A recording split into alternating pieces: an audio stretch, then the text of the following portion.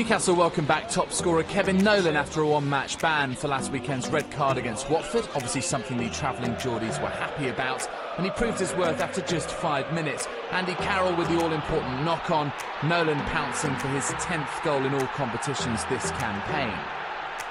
Newcastle hadn't conceded in their previous 4 games, but that run came to an end in the second half by standing midfielder Emil Halfredson taking advantage of poor marking, the Tykes deservedly back on level terms. 12 minutes from time though, they had a moment of deja vu. Long high crossfield ball, Carroll header, this time Marlon Harewood applied the finishing touch. Surely 8 wins on the spin for Newcastle?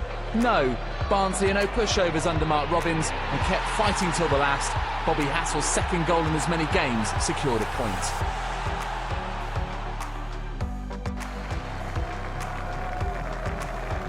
These are good times at Blackpool. The Seasiders have made their best start to a season in 14 years and were protecting an unbeaten home record as they hosted Barnsley at Bloomfield Road. The Tykes were still feeling the injustice of the home park washout last weekend and might have had reason to feel more aggrieved as Ryan Shotton was penalised for what looked like a harsh penalty decision. Charlie Adam took the responsibility from the spot as the Seasiders looked on course for their 7th home win of the season.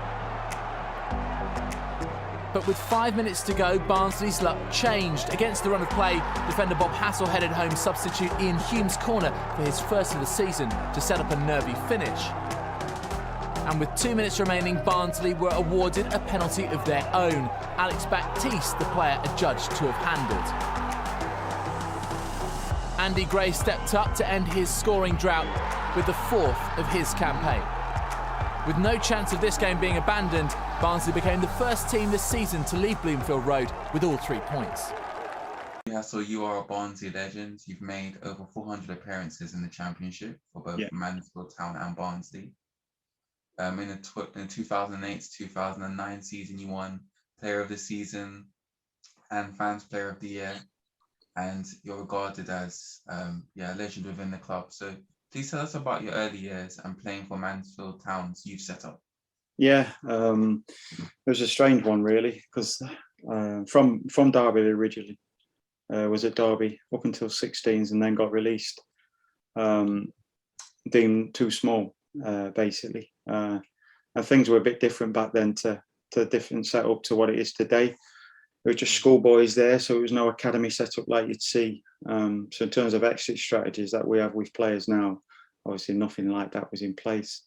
So I had to go back to grassroots level at a local club in Derby, and then got scouted by a Mansfield scout. Now Mansfield's only 45 minutes from Derby, but I'd never heard of Mansfield Town. I'd never heard of the football club. It just shows you probably how ignorant I was back then. Everything was about Liverpool, me growing up, and obviously being a Derby lad, being a Derby fan who were in the top flight. I'd never heard of this League Two club called Mansfield. So yeah, I went there and did really well, and they offered me a scholarship straight away. So I moved up there into Diggs. That was 1996. It was a real culture shock for me from what I was used to. I nearly quit after 6 weeks, in all honesty. I absolutely hated it. It was really tough. If I go back to 1996, the old school pre-season was all about long distance running. 8-9 mile runs a day. It was horrendous. I didn't see a football for 3 weeks, so it wasn't enjoyable to start with. Knuckled down, and fortunately for me, I made my debut late 1996. It was in a cup game against Nottingham Forest, against Pierre Velloydonk and Brian Roy, who were 2 Dutch internationals at the time, really top players. So great experience. Yeah, my career kicked on from there at Mansfield. I was there from 1996 to 2003. Thank you so much for that answer. And following on from that, you made 181 appearances for Mansfield before moving to Barnsley. What does it take, from your experience, to become a professional footballer? Well, firstly, you've got to have ability, obviously. There's got to be a certain competent level in terms of football ability to go and make it. But I always say to our players now that, talent gets you in the building. It's character that gets you a career. and resilience and all the different disciplines that needed to be an elite professional. So discipline certainly a big one. The ability to learn is another one. And it's tough. People think it's easy to be a footballer or an elite athlete, but there's a lot of dedication involved. A lot of things you've got to sacrifice to get to that elite level and certainly stay there. But certainly you need talent. There's no getting about. You need a certain competent level in terms of talent, and that'll dictate which level you eventually would get to. But the top players and the top professionals, they're the most dedicated. They're the most dedicated to the profession. They're the most sacrificial ones, but also they've got character. And character is a massive thing in life, but certainly in an elite environment of football, elite environment of athletics or any other discipline we want to speak about, character goes a long way. Thank you again for that answer, especially breaking it down. So in the summer of 2004, you moved to Barnsley and quickly became a club legend. You were very popular with the supporters. So what lessons did you learn from your time as a footballer that can inspire young people working in the professional world? Well, firstly, when I first came to Barnsley, it wasn't a great start for me. I'd done really well at Mansfield and just left after getting beat in a playoff final. And then coming into, again, a different culture at Barnsley, different environment, more elite than Mansfield. The whole setup, the facilities, everything here was far more elite than Mansfield. So there was a new dressing room we had to go into. I suppose you can equate that to work life today, going from different industry to different workplaces. I had to have a lot of resilience. I remember after 12 weeks of being here, I was described as one of the worst signings in the club's history in the local paper. So the manager pulled me in at that time and said, I've seen you for years now play. You're not the player you was. Go back and do what you're good at. Because I started doubting my own ability, which for the first time in my whole life, really. Even from getting released from a young age at clubs, I never doubted my ability to go and succeed in football. So, I had to pull back on them resources, I would say, in terms of resilience, and got back to basics, and got back to working hard and doing the things that I knew I was good at. And then ultimately I pulled it around and I was in the top three. I ended up being in the top three that year for Player of the Year, from a position of being told I'm the worst, one of the worst signings in the club's history, to winning fans over, winning my teammates over, and then went on to have obviously a long career, 10-year career at Barnsley. A lot of that was down to inner desire to do well, inner desire to learn every day, to be humble, to be a team player. All attributes I think you need in life to go and succeed in any industry. Thank you so much. One thing I've liked about your career is during the 2-1 win against Liverpool in the 2008-2009 season, sensational performance. Yeah. When you were in defence, so that was a great performance. So according to research conducted by the Home Office, there was about 150 racist incidents reported to the police. What do you believe needs to be done at grassroots level to tackle football before it gets into the professional arena? Education, I think, is the only way forward for the recent incidents, but it's not been a recent incident. I would say it's been a long-standing cultural thing within not only football but society. Racism is a learned behaviour, which young children learn from, whether it's through their peers, through their background, through being at home, parenting, whatever it may be. It's learned. People ain't born with that tendency. They're not born to hate people. They're not born to be racist. It's learned. So for me, the only way forward is education from a young age. And it's going to be a longevity thing. It's not going to change overnight. But cultural difference, where you'll find cultural differences, you'll always find hatred and racism. Unfortunately, it's been there since the start of the world. But I do think the only way forward is just complete education, which needs to be driven from government level in schools, and then needs to be driven from adults, adults like ourselves, and for me, it's the only way forward is education. I know there's a lot social media can do. The leaders of social media, how the governance that and how they monitor stuff. But in terms of us as individuals, as human beings, the only way forward for me is education. Thank you so much. And just a fun question: who do you think is going to win the Premier League this season? I think it's going to be really close this year, I must say. I think Man U have invested really well. Got some top talented players now, a lot of strength in depth. Then you'll always have Chelsea, Man City and Liverpool, who have been the mainstay for the last 4 or 5 years. I think it's going to be really tight. They're all top teams, got strength in depth. I think Liverpool will be strong again now. They've got a full quota of players. They missed some really big players last year. Man City obviously have won 3 out of the last 4 Premier League titles.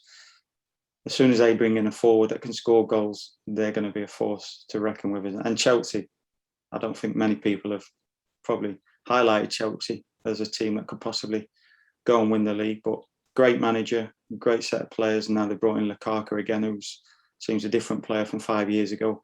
I think between them 4, but I don't think there's a favourite this year. I really don't think it's really even. Thank you for that answer. And following on from that, I read your interview with Inspire magazine, and you talked about there were moments during your career where you felt empty. Yeah. Can you please tell us a bit more about what you were going through, the help you saw, and ultimately what made the difference? Yeah, of course. So all through my footballing career and all through life, really, you get told, I suppose, if you do ABC, this is what will bring fulfillment and joy and peace and, happiness, etc. And a part of that was growing up, if I go on and be a footballer, I'll fulfill my desires in terms of finances and house and car and money and family, etc. And these are the things that we're told as a young person to aspire to, that's going to bring happiness and peace and joy. And well, I got to the age of 29, just played in an FA Cup semi-final, live on telly, in front of 90,000 sellout at Wembley, in front of multitudes of millions worldwide. Got man of the match and a lot of good press the next day. And then got home and broke down on my bed the next day. I was just empty. I remember saying, I remember it as clear as day, if this is what life, joy is and peace, and this is what, there's got to be more than this, because I've done everything that I've been told I need to do to bring that happiness, and I feel empty, really empty, and it didn't bring me any kind of joy. And that's when I turned to a little red Bible I had at the side of my bed, that a club chaplain, Peter Ramos at Barnsley Football Club, had given all the players when they arrive at the football club. I picked up that, started reading, just said a simple prayer on my bed. I said, God, if you're real, and if this book is real, and the things of this book are real, I need to know. This is what I want in my life. Because, the Bible talks about peace and joy a lot, and can only be found in a relationship with Jesus Christ. And so I prayed that prayer that day. And then there was transpiring some things in the following 6 weeks where Peter Ramos began a Bible study at the football club for the players. There was probably between 10 and 15 that were in that Bible study at the beginning, and by the end of that 6 weeks Bible study, there was only 2 of us left in that. And then, I kind of made the decision to, this is real, this is what I need in my life. Made the decision to follow Jesus that day, and it was like a light was switched on instantly, and things I've just been completely different since. It's not something that you can it's hard to explain to people unless they've experienced that. It's like, the Bible talks about going from darkness to light, and things get illuminated and you see a different way, and that's what happened to me. And football became secondary. Probably football was my God. It became secondary. And lots of things have aspired since that. And yeah, it's a great journey. But if I go back to what I said previously about the world is deceptive, it tells you have to do A, B, and C You have to treat people a certain way, and you have to do things a certain way to get on, and that's going to bring you, success. And well, it didn't with me. It brought the opposite. It brought depression, guilt, and all the things that go along with stuff that if you don't do them right, there's consequences. Thank you so much. That was extremely powerful. And following on from that, you're good friends with the likes of Bruce Dyer, Liverpool Primus, and Darren Moore. Yeah. How did having these influences around your life help you during the more darker seasons of your career, the more difficult seasons, as it were? Yeah, well, I think there's a scripture that talks about iron sharpens iron, so another man sharpens another man, and that's what we've all four of us have been through difficulties. There's nowhere that says when you become a Christian, life becomes easy. Far from it. You just have a different perspective, and you've got a different rock to get you through that. So we have constant fellowship. Bruce is my best friend. We've been together now most mornings for the last 9 years in prayer in the morning. So we've got that constant fellowship with each other and strengthening. And there's a group of us in the football industry of coaches, ex-players that meet regular once a week on Zoom, and we share the Word of God and prayer. We're continual fellowship there of support between each other. Level with over half an hour to play.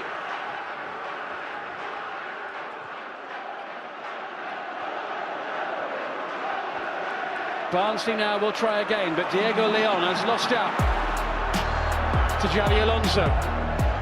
Here's Benayoun, steals committed, Benayoun, crouch! Oh, and Barnsley somehow survive. That was extraordinary. I can't believe that Liverpool didn't score there. Couch, and Steele scrambles to land on the ball. That was unbelievable. No sooner had they equalised than Barnsley looked certainties to fall behind. Benayoun past Steele, great block by Hassell and by Kozluk, and Hassell eventually gets it away. Well, it's not been plain sailing for Rafa and Liverpool in the FA Cup this season, has it? Alonso in towards Crouch. Lucas beaten to it, Benayoun. Nice play. Now it's Barball, and Hassell wins the duel. Barball's won a few of those one-on-ones with Bobby Hassell today, but not that time. Big men up from the back for this one. It's above the head of Hopia, and it's blocked by Sousa. Thank you so much. And you've played against the likes of people such as Steven Gerrard and Frank Lampard. Who is the toughest opponent you've played against on the football pitch? Well, great players. I mean, Steven Gerrard, he came on as a second half substitute when we played Liverpool, and totally changed the game straight away. It's just incredible presence about him. I didn't realise how tall he was, and he had a real good gallop on him, and stride pattern when he ran. It was just immense presence and player. But there was a player called Georgi Kanklatsi who played for Man City years ago. I was 18 at the time. I still say he's the best player I've played against on a pitch. A legend at Man City. Some obviously Manchester City fans from old will know who he was. A fantastic player. Great left foot. I had to man mark him that game, and it was a difficult job. He's probably the best player I've played against, the most underrated player I've played against. But the other guys are, world class. Everyone knows them, world class. Thank you so much. That's really, really cool. And you're currently the academy manager at Barnsley. So what do you do when you're looking to spot the next Raheem Sterling, John Stones, or Marcus Rashford? How do you spot that kind of talent?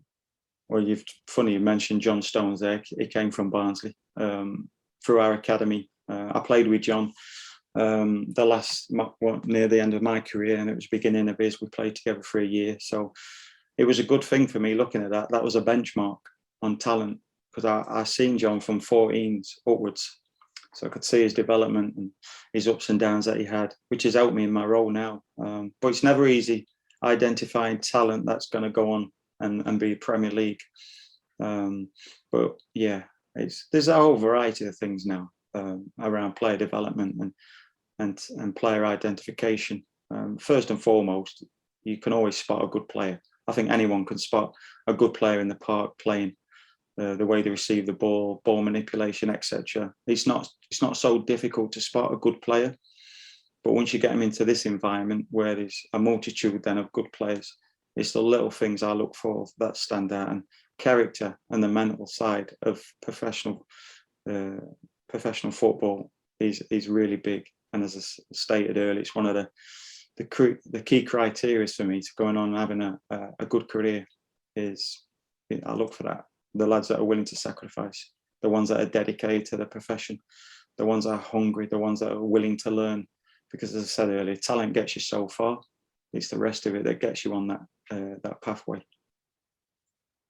Thank you so much. And I'd also like to just ask you please tell us about a few of the greatest moments of your career. Yeah, I think my debut was a great moment for me, playing against Nottingham Forest. We put out a reserve team at Mansfield thinking they were going to put out their reserve team. It was a cup game, and they pulled out their first team. And at that time, they were in the top half of the old First Division. So it was a really real good eye opener for me for that standard in terms of getting to. So that's a highlight. And then my first promotion at Mansfield was a tremendous experience, because a lot of that team had come through the youth team together, so really close. And they'd only been promoted once before to the League One, so that was a great highlight. And then I had many at Barnsley. Certainly the FA Cup runs, we beat Liverpool at Anfield and then beat Chelsea at home to get to that semi-final. Promotions at Barnsley also, again with a close-knit group.